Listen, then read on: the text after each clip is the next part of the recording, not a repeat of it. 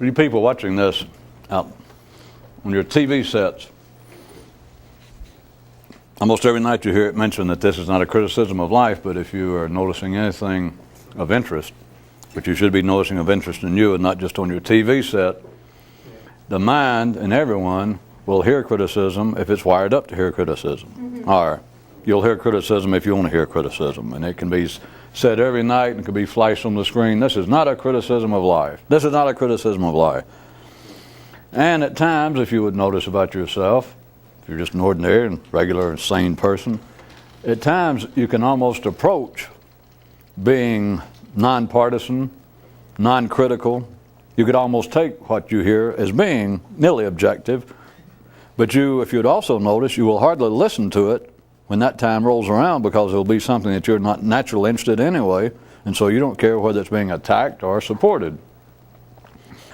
But beyond all of that, rather than constantly having to say that this is not criticism, you could consider it another way, that if you looked upon the regular life of man and then took these comments and all these programs as being almost a otherworldly view, like an ET, an extraterrestrial, or an extended thinkers, an extraterrestrial's observations of planet Earth of man on the basis of man's own professed intentions and his own rules of reality. But you would have to keep that in mind for it to be of any use. Is if you really consider it was somebody from an absolute another world, could speak the language, though, and had an instant, well, just speak the language, and some similarity, some familiarity with creatures such as man, and they were looking at the life of man, and what would leave it from being any form of critique, if you would attempt it that way, is that the person, this ET, is just simply looking at man and making comments and observations on the basis of man's own stated intentions. There's not an outsider, see, which is why this sort of thing, even though it's simple to say, is hard to even remember. Because it sounds like, well, that's of no interest. It's just too hard. It doesn't fit into either one of your, left or right, the fiction or the non-fiction hemisphere of the brain.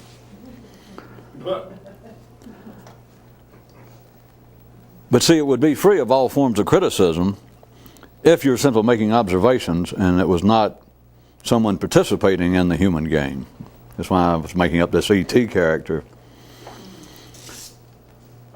It's free of all criticism if you're simply making observations on the basis of what man says is his own intention. What man says is his own game, what he says is his own aims, what he says is his own rules of the road. On that basis, then, any observation would be nonpartisan. It would not be critical. I know you hear this a lot, but and people I know watch this show and take it here and there as being a form of criticism, because everyone loves that, ordinary mind. Sock it to them. Get to some area that you don't care for, and it can still be flashing on the screen. What is about to be said? If this was prepared and we had a script, and I told them in the control room, when I get to so-and-so, be sure and flash real large, cover me up and say, this, what is about to be said, is not criticism of any kind. And then I could say it, and if you want to hear criticism, you'll hear criticism. Because if you further had an interest in the way the human mind works, then you could say, that's true, but how can people do that? That's why man is man. I want to take two items from the last two meetings and sort of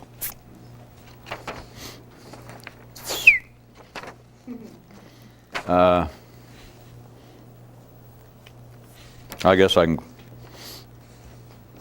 had them literally repeated. If not, I can make it fit anyway. But one said that a couple of nights ago that a real mystic could be described as simply a true individual.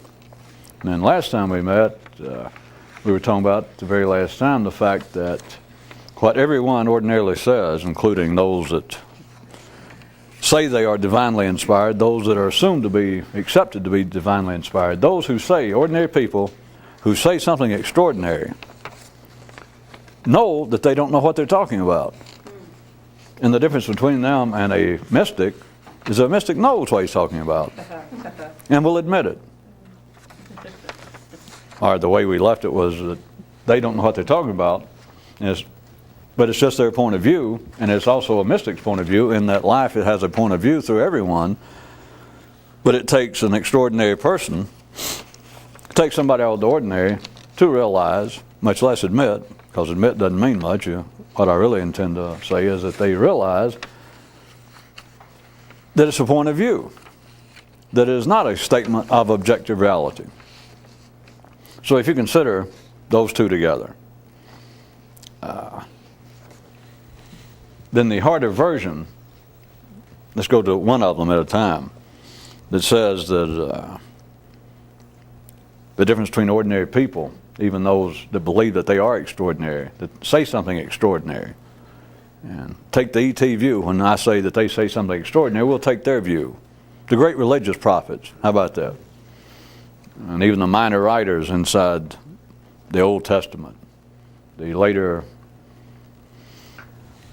commentators on Buddha's writings, the whole lineage in any religion is considered to be in some way extraordinary, either divinely inspired or just people with an extraordinary depth of understanding about the true objective nature of man, which is not true. It was somebody's point of view. Of course, it's all life's point of view, but it was somebody's point of view. The harder, the more advanced version, I already just mentioned, but would be to extend that and to point out why this is true or how it is used. Let's take figure X in history. Pick out anybody you want to. A Jesus, a Buddha, anybody you want to, that apparently had something extraordinary to say. History says they do. Millions, billions of people say they do. And parts of it may strike you as being absolutely extraordinary. But ordinary people, and you don't have to just leave it there. You can pick up any book of famous quotations. And there'll be things in there that will strike you, and you'll look down to see who said it, and you've never heard of them. There'll be something that just is so pithy that it just almost overflows your pithiness cup. And you would think, even if you've never heard the person, you would think to yourself perhaps that here is the equal of a Buddha or a Moses, whoever said that it is absolutely extraordinary. I'm not making fun of it. You all know what I mean. The libraries are full of it.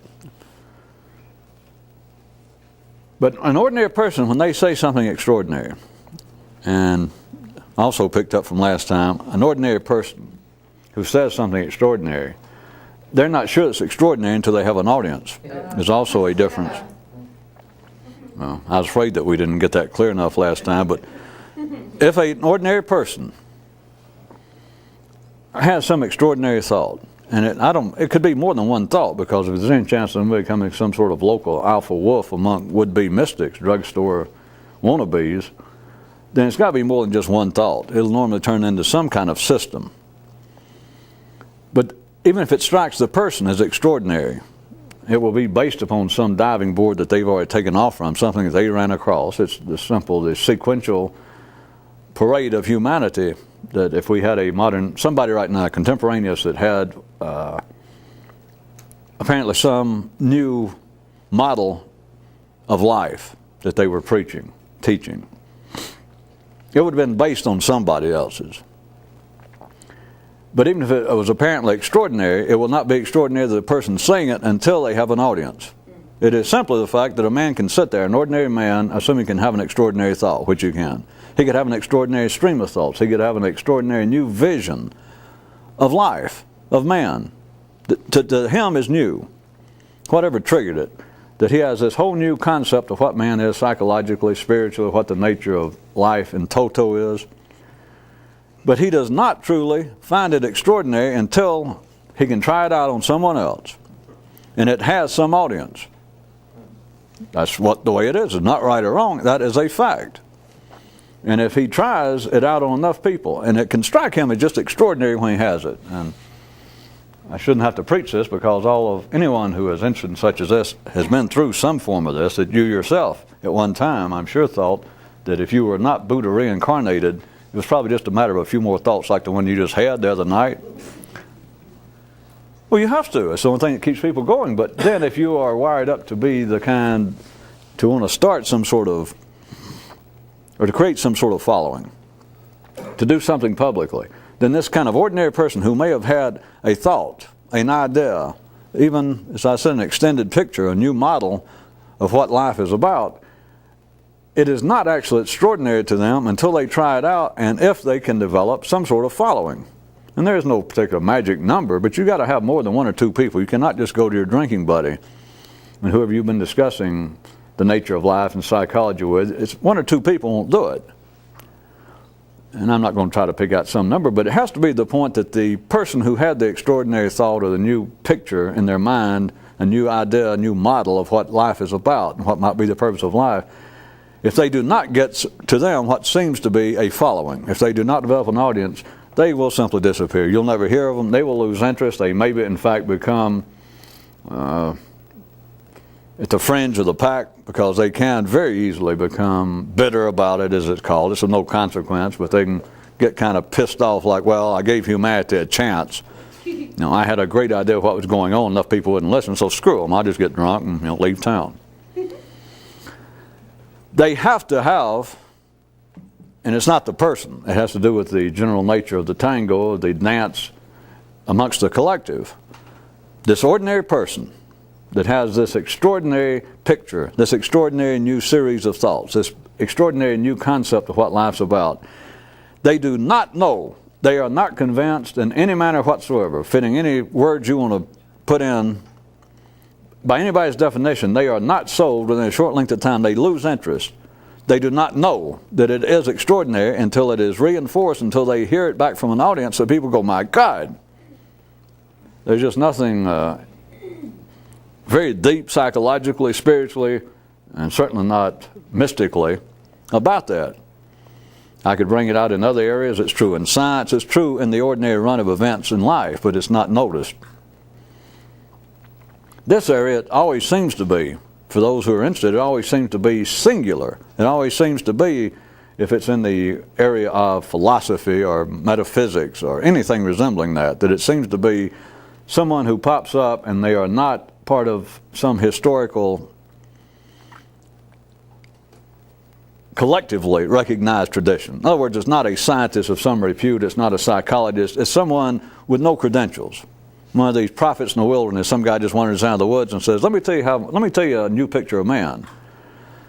That's what I mean. Whether the public has any particular belief in matters metaphysical or any word they want to call it, they are struck by someone periodically throughout history as having just almost an unexplainable new vision of what life's about. They don't know where it came from. The guy offers no great credentials. He offers no proof. He just states it, and when it works, large numbers of people do not ask for proof. They don't ask for credentials. They simply hear it and go, geez, and that's it. When that does not happen, the guy who had the thought loses it, because the literal fact is, whatever this may mean, and maybe I'll try to ease us up to it, but me making the distinction between an ordinary person having extraordinary thoughts and then a mystic. And of course, by now you know mystic, I just say that instead of cab driver or neural knight. Great traditionalist, anything you want, but I'm making a distinction. Somebody who is actually, somebody doing it professionally. That's silly enough. That's meaningless enough. A mystic is somebody who's trying to do the extraordinary, but they're doing it in secret. They got no credentials. They don't know how, well, they're doing it professionally though, but it's in secret. But the difference, an ordinary person who has extraordinary thoughts, and you've got to remember, life is having 6 billion thoughts at any given time, because they've got 6 billion brains of man to think, and within that, there's all sorts of potential extraordinary thoughts. That is, thoughts that are to varying degrees are outside the mainstream of what's perceived to be reality at that time. So life is having a myriad of extraordinary thoughts. Some of them it forgets, some of them it remembers, and etc. So that's what I mean, that we have ordinary people sitting around right now having extraordinary thoughts. But even those who have extraordinary thoughts, and then it's part of the thoughts that life likes, and so the person starts developing some sort of audience. That other people, that in other words, life likes that idea that it had, and so this ordinary person with extraordinary new thoughts develops a following. it begins to take on a life inside the ordinary collective life, civilized life of man. But if he is not a professional mystic, the person knows that he does not know what he's talking about. Now, I do not mean they're not that deep. I repeat, this is not psychologically deep or complex. When I say they don't know what they don't know what they're talking about, I do not mean that all the ministers and all the would-be mystics and gurus out on the street now or at any time. I do not mean they're engaged in a will for fraud. That would take depth. That'd take a professional mystic to do that. So they're not engaged in a fraud. All the way from some preacher out there on the street corner, some man with his own church preaching hell and damnation, or a very fundamentalist religion, whether it be in Christianity or Islam. It's not just a willful, conscious fraud, but they know that they don't know what they're talking about. If they get popular, they have to sort of get over that, which also, just sort of aside, if you're interested, is why it is so common, whether you know it or not, for those people to be drug users, alcohol abusers, as it's called. In other words, they know that they do not know what they're talking about.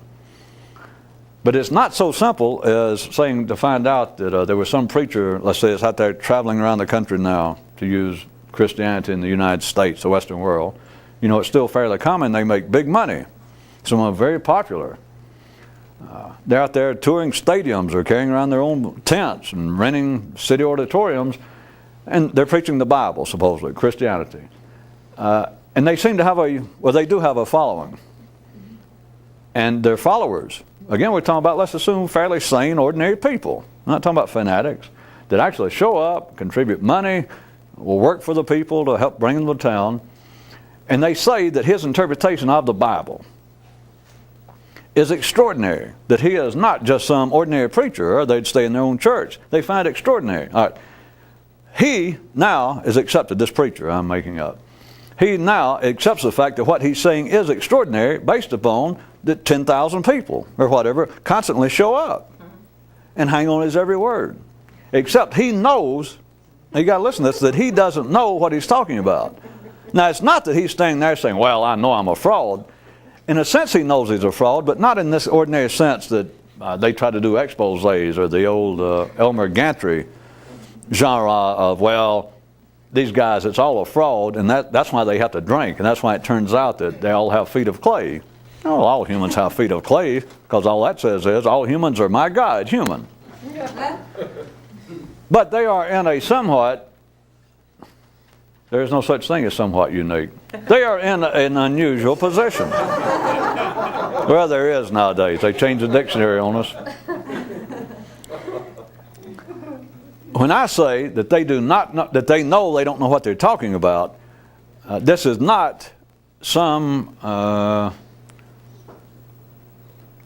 Freudian type psychological conundrum.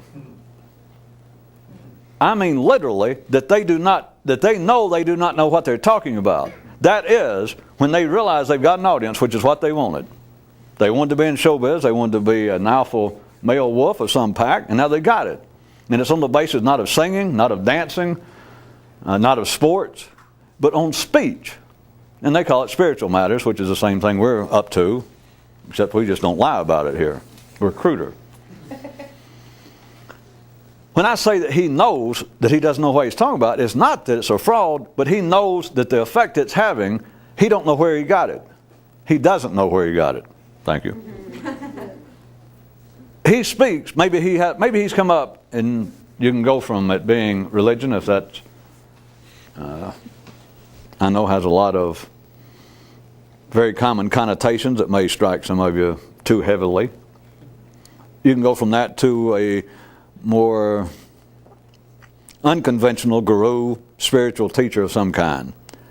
But once they come up with this new idea, once this new idea strikes them, this new picture, this new system, and they start teaching it, they start trying to talk about it and build an audience, same way as any entertainer, any sports figure, and they find the audience, and the audience goes, yes.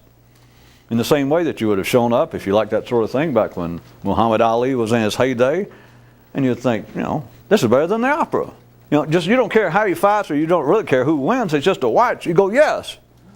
The same people will show up now, but it appears to be a spiritual matter. It's always an intellectual matter. It's words in the pictures they seem to produce in the audience's mind. But now this guy speaks these words. He says, here is how life operates. Here is what men should be doing, and here is what we are doing. It's a new model of life. And people go, ah. And they look at him in the same way that sports fans do. A great runner, a boxer, or someone does a ballet dancer. And they go, ah. So he goes, uh-huh. And he realizes this is as extraordinary as I thought. Because once the audience reaches a point that life's already got a range, once he's got a big enough audience, whatever the number is, then he feels like, yes. And then he knows that it is extraordinary. He knows that what he is saying is extraordinary, and he knows it's having an extraordinary effect on the people. He knows that because it strikes him when the first time he heard it in his own head. He thought, God. But then he had to get reassurance. He had to get an audience. So when the audience reaches a certain point and they go, ah, then he is as struck by it as they are. Because he just knew it was extraordinary to start with. And now he is greatly relieved that they go, ah. But now here's the point. Don't fall into the traps of, well, subconsciously he feels like he doesn't deserve it, or he has some unconscious desire to actually fail. I'm just putting it simple, directly to you. When that happens, and now he knows this is extraordinary. This is as extraordinary as I thought, which is all he can ask for. That now people, just when he walks in a room, people go, ah, they tell us again. And he can keep repeating the same sort of thing. And they'll listen over and over. And they go, oh. And we're talking about good, sane people. Not idiots, not fanatics. And so now he is greatly pleased. He is almost re-struck again by the delightfulness, the validity, the extraordinariness of what he originally thought. But now he's got an audience that goes, yes. And he goes, I knew it. And he is struck. But he knows that he doesn't know what he's talking about. Now it's plain. Don't look for something subconscious. That is, he did not sit around. It's so simple, maybe you think that you're missing something. This is not the explanation, but it's as good as any. He did not sit around, you understand. He was not a professional. He was an amateur, and he did not sit around and, quote, figure out this. Which I admit that is not the best description, but there is no better one. In other words, he was sitting there, and he always wanted to do something. And he may have been interested in strange matters, but he mainly wanted to lead some sort of small pack of wolves. He wanted an audience. And this was his field of interest.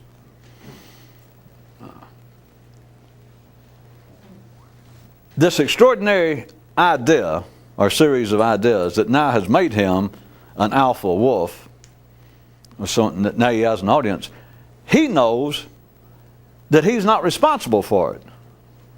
He knows that in some way he didn't sit around and figure it out. He knows it just went bam, and he went, ah.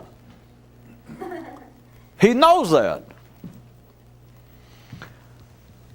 Knowing that, assuming he does not turn into an absolute derelict, which is, I repeat, it is very common for them to have to, they call it relieve the pressure and go off for weekends to Tijuana and get drunk and that sort of thing. That's not uncommon.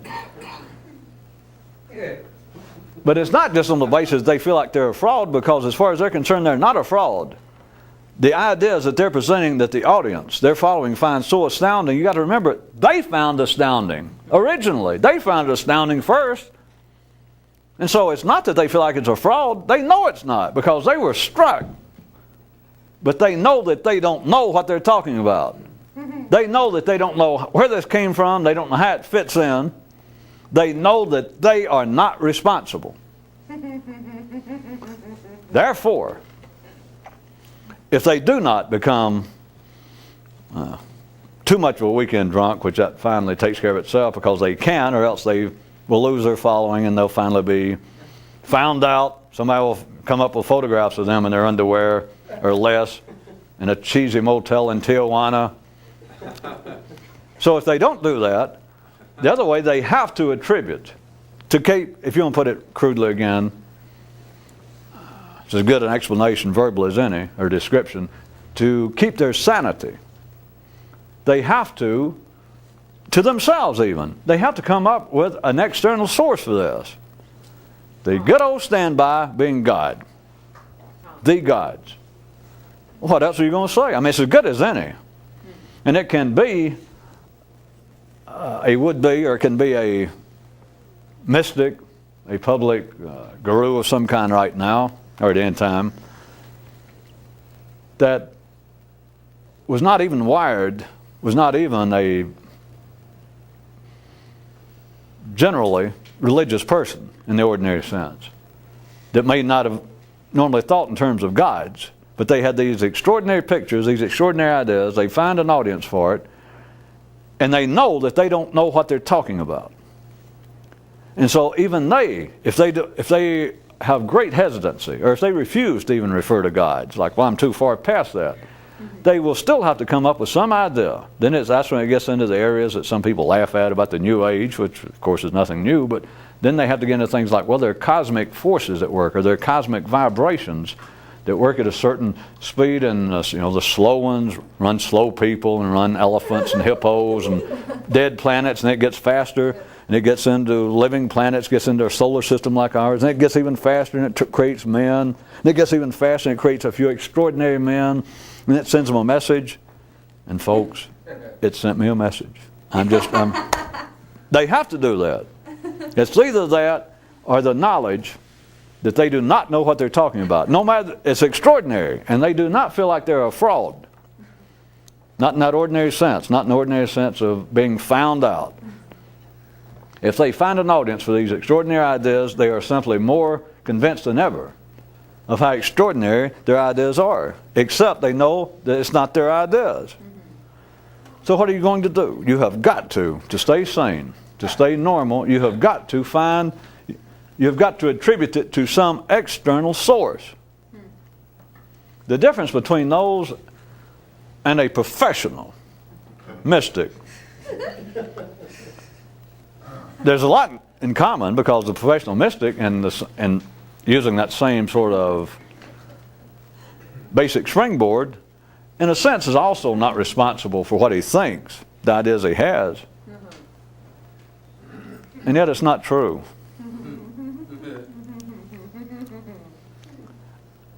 It is like the ordinary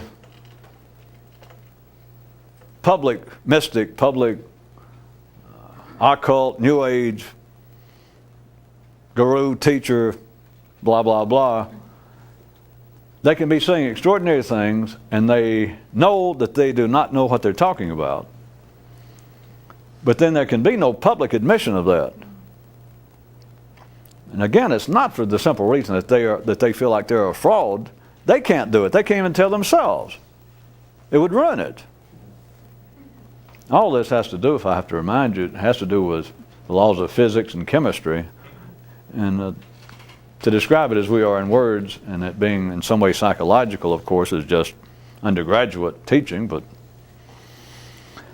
it is not that they feel like they're a fraud, but they cannot admit, not psychologically, it has to do with the dynamics, the laws of physics. They cannot have these extraordinary ideas and at the same time, or at any time, turn around and say, well, I don't know why the hell I ever thought that. God knows where that came from, so to speak. They can't do that.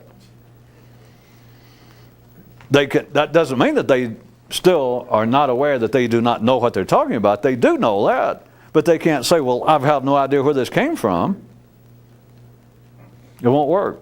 You can't do that in a three-dimensional universe. So, it has to come from somewhere. And if it comes from somewhere and it doesn't come from them, then it has to come from some external source. And God is always there. You can always use God or the gods. And if you don't like that, you simply change the term. Call it cosmic forces or anything you want to call it. In that same sense for a second, someone who knows what they know, in that same sense, just for a second, they know that they're not responsible for it, except they damn near are.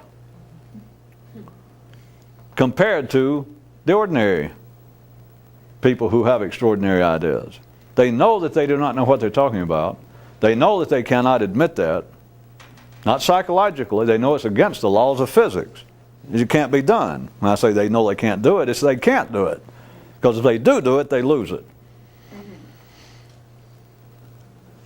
So they do not know they know that they do not know what they're talking about. They cannot admit they do not. So they must attribute the source from outside themselves. Now, none of that is untrue regarding someone who knows what they're talking about, except it's damn close to not being true. I mean, other than the fact that it's not possible, it's damn near possible. Connected to, believe it or not, the other one, that you could describe a mystic as being simply a real individual, which is just as open to as much ranting and raving and discussion and debate as saying a mystic or anything, as you know. But press on we shall. To say that it would be reasonable to define a mystic as simply being a true individual, you would have to consider also, if we could pick up part of where we left off last time, the absolutely overwhelming power of the collective, which is why life made the collective.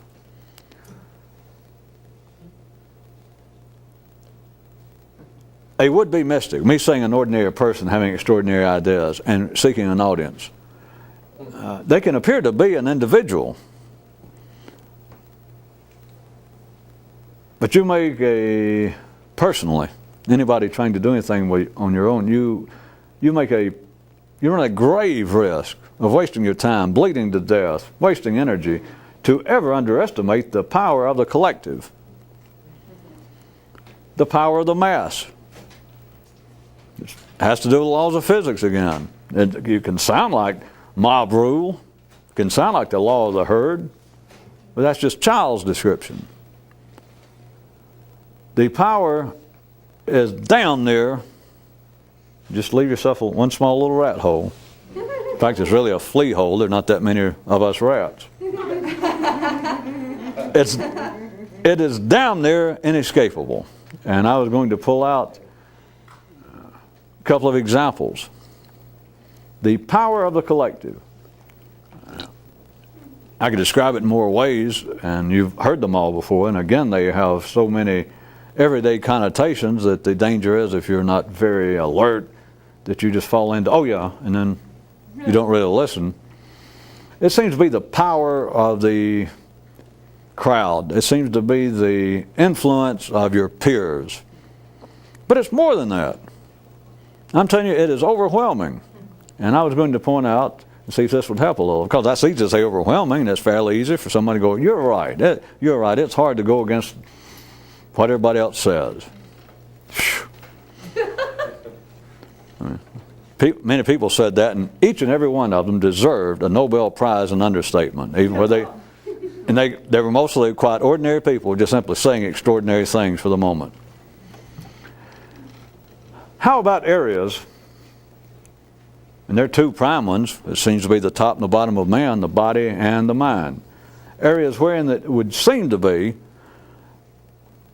matters that should be of specific individual interest. There seem to be areas that would be surely of one's individual concern. It's not something you do collectively. How about, here we are, 1994, nothing new, but I'm just going to pull out hard wired examples, physical examples. The body and the mind. Or as ordinary people, I'll get to it in a minute, would want to say the spirit of man, the spiritual side, but the non-physical side.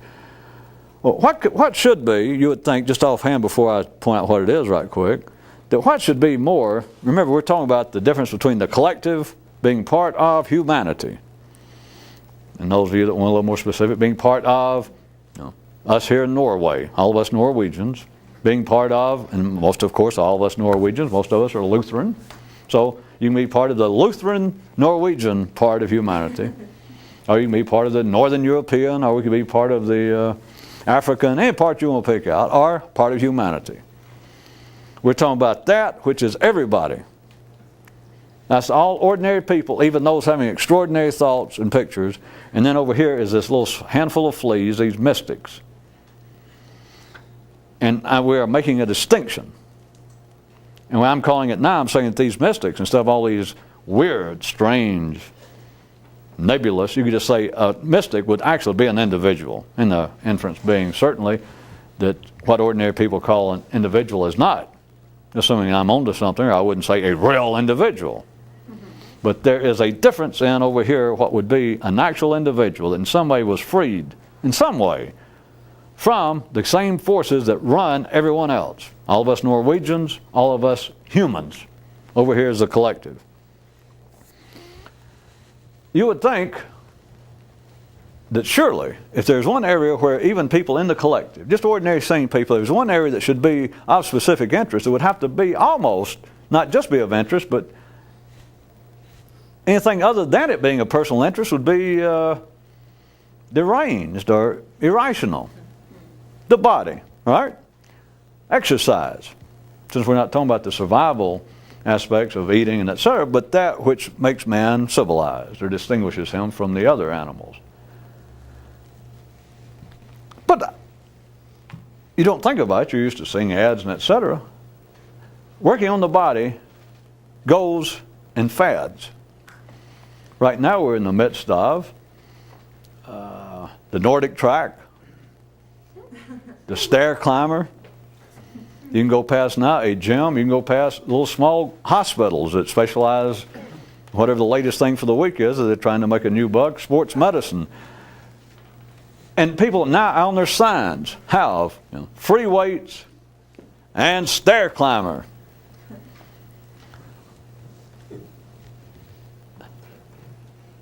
This, and I'm fixing to pull out having to do with man's intellectual / spiritual life, it would be very easy, if you hadn't already jumped ahead, to laugh at this and to say, well, people are idiots. Well, they're fools. They're just dolts. They're just dense cows and sheep. It's more complex than that. Or maybe I got ahead of you based upon the bovinian looks on some of your... All right. You do understand that right now, in gyms, and nowadays gyms are like single bars, that people go there, that they do not go there just by any means to work out. I don't know anymore whether the good old days are gone forever, like God intended back when there used to be places called Fred's Gym that was upstairs. We've been through this before, and that's when you knew it was a man's gym. No women, that was back before. A woman wouldn't even gone up there. And it only had 2 rules, no checks and no piss in the sink.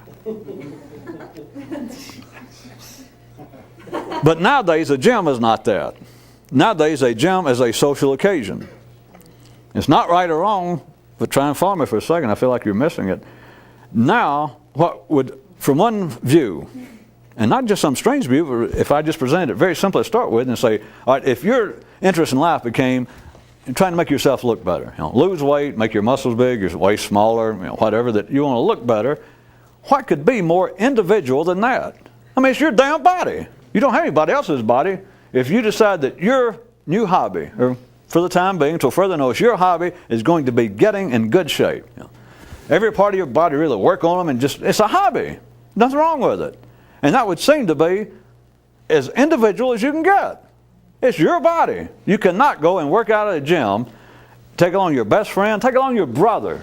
No matter how many curls you do, your brother's biceps will never get any larger. No. No matter how many sit-ups you do, that girl that you're trying to impress, her stomach will not get any tighter. I mean, that's obvious, right? And yet, and beyond just all of that of it being a collective effort now, it even goes in fads. Yeah. That nowadays, to be hip, right now if you walked into one of these kind of gyms that are almost single bars, to be hip, you would have to know whatever the latest equipment. People would be staying around the juice bar, around the water cooler, and kind of cooling off, men and women, and they're talking, and somebody say, have you seen that new model of 1014C of the Nordic track? And the other person over there hadn't seen it, but has to go, oh, well, yes, I heard about it. You You understand? We can make it sound like it's an attack. You can make it sound like, what idiots, that they've turned something that could have been a reasonable hobby, which if they were ordinary people, we could also say to them, not only a reasonable hobby, but a good hobby, because if you're in good shape, you'll live longer, which of course is a lie, but they don't want to hear that. Just makes you look better. They have to do less work on you when they make you up for the casket.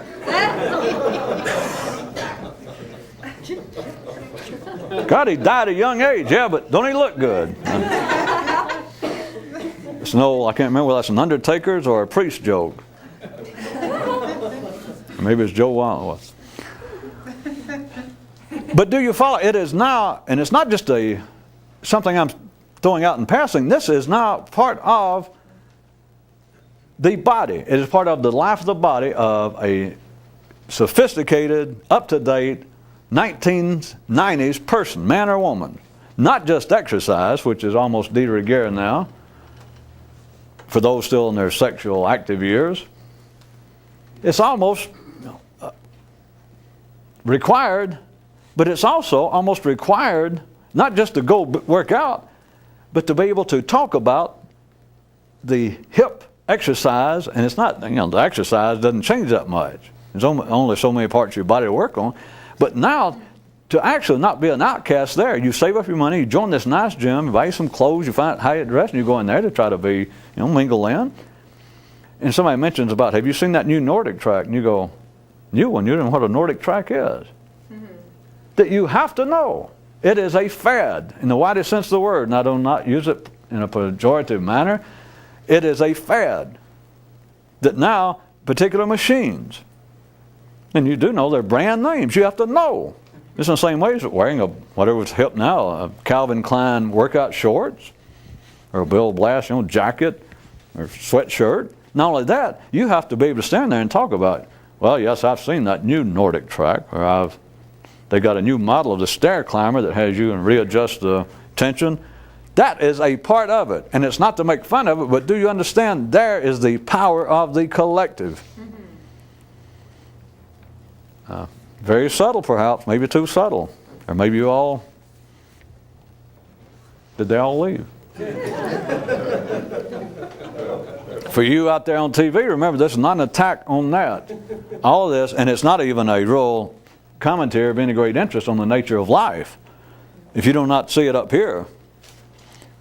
But there it is. You would think, do you follow now, that if we could separate a person suddenly, if we took any ordinary person and they said, what I heard you say about an individual and a collective, I like it, and I want to be an individual. I do not want to. I do not want to be just part of the herd. I do not want to be, and I would love to be more individualistic. I've always kind of felt that way. I didn't know why, but damn it, I like the way you're describing that, and I'd love to be.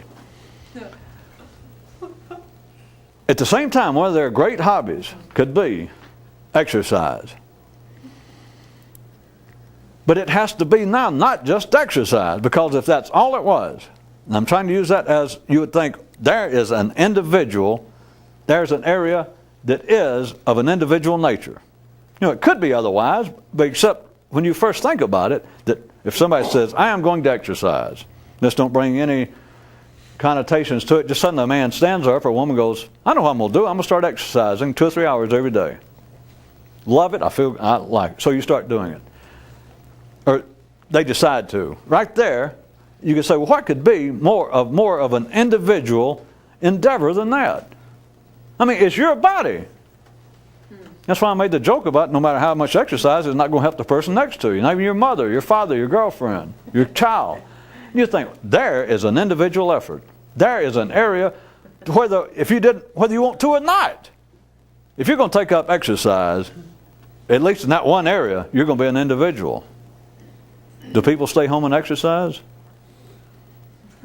Not only do they go out and join up somewhere and pay big money. I say pay big money. I'm sure a month or 2 months worth of whatever they charge in gym now, you could buy all the weights you could ever use. Take them home, you stay there. You don't have to wear Bill Blass clothes and get them at Kmart. Sit there in your underwear, work out anytime you want to. You don't have to wear their range. You don't have to call up and ask. They can't raise the price on you. You got the weights and there they are. So it's not just that, is it? No. How about the other end? Ordinary people won't call it spiritual. I'll go ahead, it's still intellectual because it has to do with this end. Now that would be one thing, but then you could also, or I'm going to point, you could say, well, there's another example that would surely be the one area, even if men would slip and fall into doing that which would apparently be an individual area of interest, that is exercise, work on one's body, that my body is now my hobby. And boy, what could be more individual than my body, and yet they will end up out with a crowd. All right, if that doesn't work, you'd say, okay, if you follow what I'm about to do, how about a man's spiritual life? What could be more individual than that? Now, I'm using spiritual life in the widest possible sense, although including all religions and anything else, but it's still this, intellectual. You could say, all right, you're right, you caught me, I do go to a gym, and it seems, I don't know, it's just more fun, but you're right, that is interesting. That's something to think about, that my hobby started out to be exercise. My body. Exercise is my body. You can't exercise for somebody else, so you're right. There is one place that was individual, and yet I will not do it alone. I end up in a crowd. Pay for the privilege. Yeah, you're right, that's strange, yeah. And you say, okay, we'll let that go. Let's go into your spiritual life. And whether a person now is a regular attendee of an organized religion or they pursue some would-be mystical group. What could be more individual? What could be more a matter of individual interest and effort than a man's soul? What could be of a more individual area of interest than a man's individuality? His soul, right? Does anybody do it alone? Yeah. They even stand there and state, in organized religions, they will say such things. They all teach that each of us have an individual soul, whatever they call it. We have an individual soul. We are the ones responsible for our sins. We're the ones, our shortcomings. It is us who must bring ourselves closer to the teachings of such and such religion or such and such spiritual leader. But what do? They will only attempt to pursue their spiritual goals, spiritual aims, fulfill their spiritual life in the same manner that they do exercise to the body. They will congregate. It's not an attack, it's a fact. Some of them even think that they have refined it and they will leave major religions and join a smaller faction. And we'll even say, well, the Catholic Church or the Christian Church or whatever has gotten too large, and I found out there is a renegade priest who has started, that had the same idea, and he started, now there's only several hundred of them over meeting such and such place. I'm going over and meet with them. And they take that as being an improvement. You're not following? The overwhelming, back to where it started, the overwhelming power of the collective. Ordinary people, even apparently those that are capable of some extraordinary thought, are not intended to go against the tide. The parade is the reason life has the general parade. The reason that life has produced man in a sense that even though he is still divided up into little countries and cultures and races and all that still going on, it is still within the confines of somewhere you feel like there's a neighborhood. Whether you sit and analyze it or not, there is the reality of the collective, and it is very difficult. Where's my prize for understatement? To go against that. And don't say, well, I never thought about it. Thinking about it won't help. I mean, in case anybody's watching and going, I never thought about that. I'll work on it. Thinking about it's not going to help at all. Being aware of it can be something, but thinking about it. It also, if you'd like to consider, is where the idea, or not the idea, where the reality, the practice of the would-be mystics, the would-beers, the would-be individuals, why they end up having to visibly be exotic. The rebels, the bohemians throughout history. It's people who want to be an individual. They will say it. Yes, and they normally will, or very often, make some claim to an artistic seed somewhere within them, writing, painting, or something, or just being a philosopher. But they consistently, there's no It's no knock on them. It's no criticism, but they consistently, if society, if the collective herd is wearing their hair short, then you know damn well what you got to do. You got to let your hair grow out. And if you turn around and suddenly, guy's old enough to be your father and the mayor of the city is wearing long hair, get yourself a crew cut. Shave your head. If everybody's wearing suits, wear sandals and shorts. And then if suddenly it turns into that, you understand, you have to do that. That is what passes for being an ordinary individual. And they become hip amongst themselves. A handful of them, they all dress in some way that is offensive. They wear their hair in some way that's offensive to the collective, or it's different. And that's the best. That is a substitute for individuality. One more time, we're not criticizing. What else are they going to do? What's anybody going to do? They just realize that I am not an individual. This will do it the easy way. If everybody's thin, I'll get fat and slovenly. I'll let my hair grow out if it's short, and etc. That is what normally passes for rebels. That's how they're identified in history. You can read back whether it was 20 years ago, 40 years ago in Paris, or you read back 2,000 years ago of what was going on in Greece. Those that apparently were the rebels, the would-be artistic, cultural, intellectual trailblazers, how are they even remembered in history? How's it known what happened? They'll point out, well, they all went off and everybody else was living in town and eating meat, and so this handful went out and they began to live out in the woods and climbed up in trees, and they would only eat leaves. They became vegetarians. 20 years, 2 generations later, it's reversed. That's the best they can do. And most of you have been through some form of that, and some of you are still wrestling with it. All it is, I'm trying to get you to consider it. There is, for someone to say that they're going to be a mystic, whatever they're going to call it, someone going to say that they're going to pursue some transcendental experience, that they want to be enlightened. Boy, you've said a mouthful. And if they have any sense, if they could keep any sanity and ability to point out reality as best they can see it point blank, you can meet them years later and you say, are you any closer? And they go, well, it's hard to say. I'm not sure. And so rather than describe it as being that, as hard as it is to describe what it is you're up to, instead of talking about things mystical or enlightening experiences or states of satori and all of that, if you just said it would be somebody who is at least comparably speaking to everyone else, sane people, your parents, the community, the sane pillars of civilization, compared to them, you say, well, I want to be an individual in the one place that it's possible.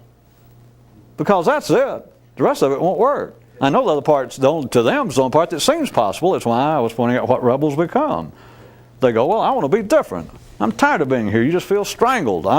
Almost anyone ever interested in this in some way in your younger years felt that. Felt like that you were in some sort of straitjacket or insane asylum, even in high school or in your church, around your family. And it didn't have to be in particular criticism of your parents or them. It's just like, it's like I'm being run down this herd. We're all going, you want to get away from it. And so you end up being a visible rebel. Because that's all that seems possible. Except you do it and you realize, unless you do give up, if you pursue, after you do all of that and you join in with the other handful of people who are trying to be rebels in high school or whenever, and so you do it visibly, that's all you know to do, and you do it, and very shortly you realize, geez, this ain't working. I mean, sure, you got the middle-aged people, your parents saying, boy, I wish you'd get a haircut. Boy, I wish you'd change clothes. And you think, I'm getting somewhere. But if you have any potential for this, within days, whatever days would have been to you, you realize, I'm not getting anywhere. So being an individual, for someone to say that, they have said just as big a mouthful as someone who would say, I want to talk to God. I want to have a transcendental experience. I want to be enlightened. I want to change my level of consciousness. All of that always sounds in some way to be New Ageist, occultish, mystical, spooky, hidden. But it's the same thing as someone saying that would deny that they had any interest in that. It is the same thing. I was trying to get you to see the connection to describe that sort of thing. That you could say all the Buddhas and the Moseses and Jesuses and Zarathustra's were individuals, whether they existed or not, because what they saw, if their words were actual retellings and recordings of some person who said it, then what they saw was an individual seeing compared to the collective of the time, and even now, that's why it still seems to have some validity, seems to have some life to it. That is the only place that you can be an individual. That's it. It's in your brain. That's the only place that it's possible to be an individual. That's why people try it everywhere else. Well, that's why you think, well, I'll be an individual, and you realize, well, all my life up until now, here I am, 20-something years old, and I'm overweight, and I never was into sports, and you take up a new hobby, which is, I'm already talking about somebody that's not run-of-the-mill ordinary, but let's say you do that. And then you take up this hobby to be an individual, to make yourself look better, and you think, well, that would make me feel better. And maybe it will. That it'll give me a better self-image. Maybe it will. But understand, you are attempting to be an individual on that basis on the only way that you see possible, and yet the very thing that you attempt to do, you go join a collective to do it. Or somebody can say, well, what I want to do is I want to be artistically. I keep hearing this music in my head. At least you think you do. You keep trying to play it for other people, and you can't get an audience the same way as my person that had an extraordinary idea. And you think, I want to be an artistic rebel. My painting, my writing. What'll I do? And you don't know how to do it, so what do? You go join up with some other people who visibly are outcast, that is, are rebelling against whatever the contemporary community norm is. But it doesn't work either. But you only do what's possible, and what's possible won't work. This is the only place it's possible. That's all a mystic is in that sense. That's what I was trying to get you to hear tonight. Would be somebody that would be a true individual as much as possible. You're still on the planet and etc. But to understand that here, it is damn near impossible to go against the grain, to go against the weight, to go against the collective. And it's not because that they're wrong. And it's not because that they are nefarious. It's not because there's a conspiracy and you think, well, I can't get over thinking about so-and-so. I can't get over my local conservative political views of my community, if you thought that was your interest. That's not the point. Again, then you're trying to do something you think would make you an individual, which it won't. But it seems to be possible, like, well, I'm going to leave this town and I'll go somewhere where we have more liberal views. That won't make you an individual. You'll go where they got more liberal views and you join up with them and you go, well, compared to where I was, I'm now an individual. No, compared to where you were, let's say over there you were green and now you're purple. Over there you were heads and now you're tails. Over there you're up, now you're down. But you're not an individual.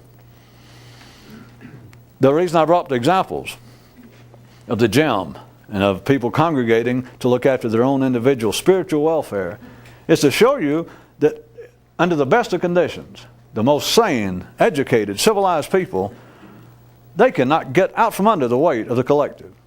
That they will try to do the very things that would apparently be solely devoted to one's individuality in some way of encouraging it, either physically or what appears to be of a higher order, spiritually, and yet they will do it.